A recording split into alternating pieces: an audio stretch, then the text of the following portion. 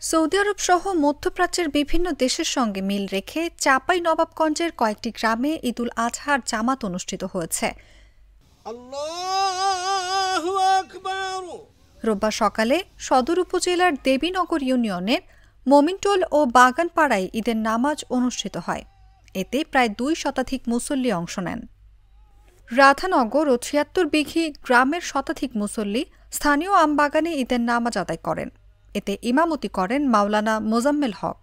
এছাড়াও আরও কয়েকটি গ্রামে সৌদি আরবের সঙ্গে মিল রেখে ঈদুল আজহার নামাজ আদায়ের খবর পাওয়া গেছে। নামাজ শেষে একে অপরের সঙ্গে ঈদের আনন্দ ভাগাভাগি করে নেন তারা। সেই সঙ্গে পশু কোরবানিও দিয়েছেন তারা। ঈদের জামাতে ইমামতি করেন মাওলানা মোজাম্মেল হক। তিনি বলেন, সহিহ হাদিসের আলোকে সৌদি আরব সহ মধ্যপ্রাচ্যের সঙ্গে মিল রেখে প্রতি বছর আমরা ঈদ উদযাপন করে আসছি। এবারও ব্যতিক্রম হয়নি।